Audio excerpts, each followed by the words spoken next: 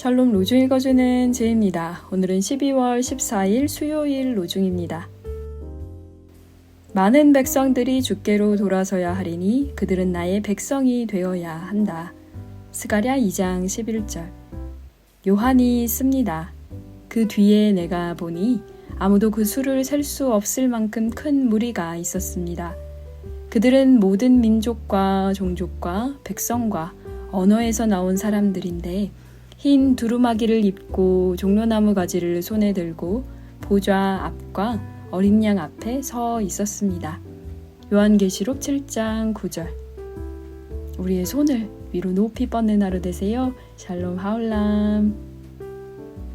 오늘 새벽에 날씨가 많이 춥습니다. 지금 파주 기준으로 영하 13도까지 내려갔는데요. 와, 정말 올해 들어서 최고의 추위인 것 같아요. 모두 건강하시고 이 추위에 안전하게 몸을 잘 보호하시기를 바랍니다. 오늘 함께 읽은 로중 말씀은 스가랴서 2장 11절입니다. 이 전체 말씀 한번 다시 읽어드릴게요. 그날에 많은 이방 백성들이 주님께 와서 그의 백성이 될 것이며 주님께서 예루살렘에 머무르시면서 너희와 함께 사실 것이다. 그때에야 너희는 만군의 주님께서 나를 너희에게 보내셨음을 알게 될 것이다. 스가랴의 말씀입니다. 이 말씀은 하나님께서 예루살렘 성전을 회복시켜 주시겠다는 약속의 말씀이에요. 내가 그 예루살렘 성전에 들어가서 살겠다라고 하나님이 약속을 하십니다. 그 앞절 바로 10절 말씀이에요. 그 의미가 뭘까? 이제부터 유대인들의 하나님이 되셔서 완전 이 사람들을 높이 세우시고 열방을 다스릴 그런 민족으로 삼으시겠다는 건가? 스가랴서의 마지막 말씀은 그렇지가 않습니다. 그날에, 그러니까 하나님께서 예루살렘 성전에 들어오시는 그날에 많은 이방 백성들이 주님께 와서 그의 백성이 될 것이랍니다. 그럼 배가 아픈 사람은 누굴까요? 바로 원래 유다에 살던 예루살렘 거주민들 아니겠습니까? 이방 백성들이 자기들 땅에 몰려와갖고 살 거라고 약속해주고 계시는데 기분 좋은 예언일 리가 없겠죠. 그러나 하나님께서 자신들이 애굽에서 종살이 할 때 별 이유 없이 그곳에서 이끌어내어 이스라엘을 자신의 백성 삼으시고 하나님의 소유물로 삼으셨던 것을 기억해야 합니다.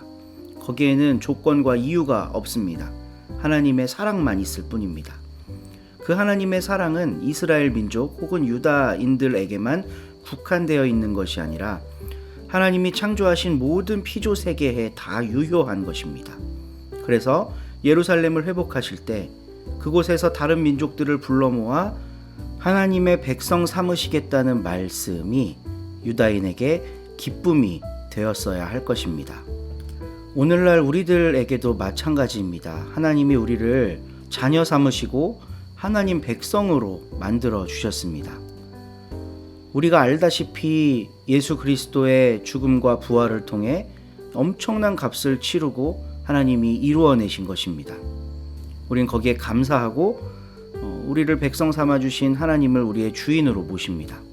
그런데 우리만이 아니라는 겁니다. 이제 2000 몇백 년 전에 재건됐던 그 예루살렘 성전은 이 세상에 없어요. 그리고 바울이 우리에게 가르쳐 준 바 우리의 몸이 거룩한 성전이라고 우리는 믿고 있습니다. 하나님이 거하실 처소가 바로 우리 몸인 거죠. 그럼 하나님이 우리 가운데 오시면 어떤 일이 일어나야 되느냐?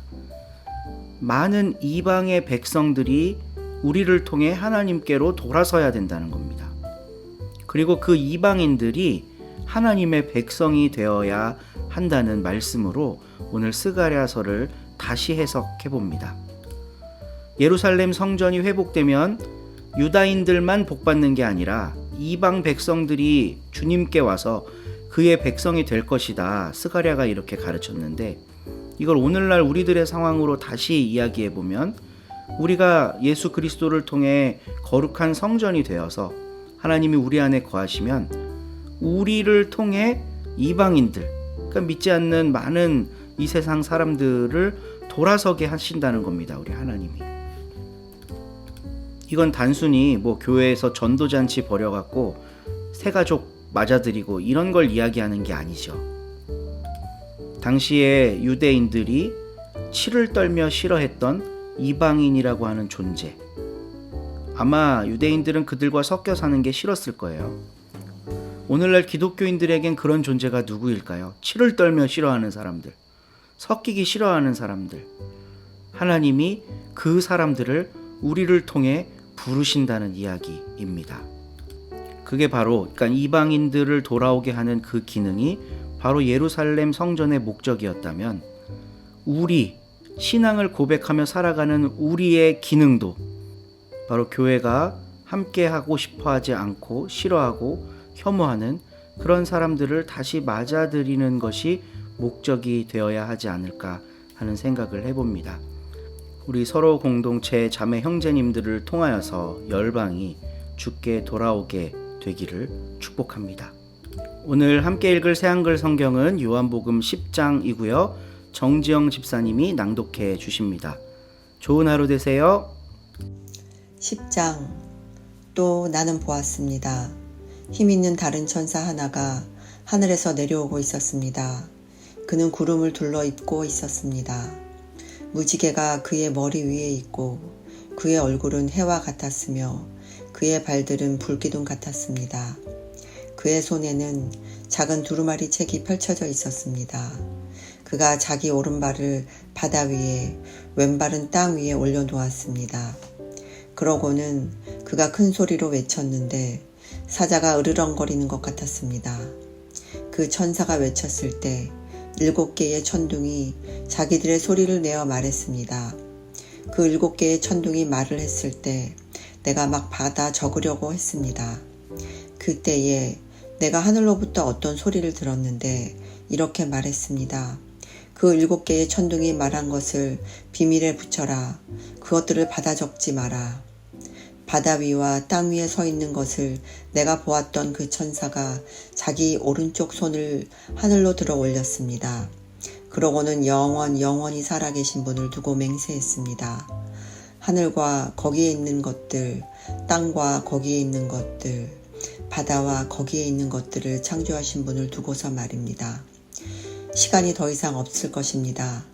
그러나 7번째 천사가 소리를 내는 날들이 올 것입니다.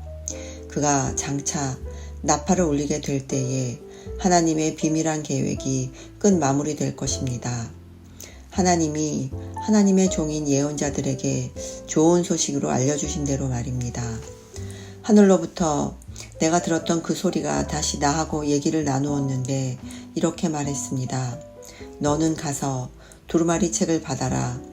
바다 위와 땅 위에 서 있는 천사의 손에 펼쳐져 있는 책 말이다. 그래서 내가 그 천사한테 가서 그 작은 두루마리 책을 나에게 달라고 말했습니다. 그러자 그 천사가 나에게 말합니다. 이것을 받아서 먹어버리세요. 이것이 그대의 배를 쓰라리게 하겠지만 그대의 입에는 꿀처럼 달 겁니다. 그래서 내가 그 천사의 손에서 그 작은 두루마리 책을 받아서 그것을 먹어버렸습니다. 그것이 내 입에는 꿀처럼 달았습니다. 그러나 내가 그것을 먹었을 때 내 배는 쓰라렸습니다. 그때 나에게 이런 말이 들려옵니다. 그대는 백성들과 민족들과 언어들과 많은 임금들에 대해서 다시 예언해야만 합니다. 아멘.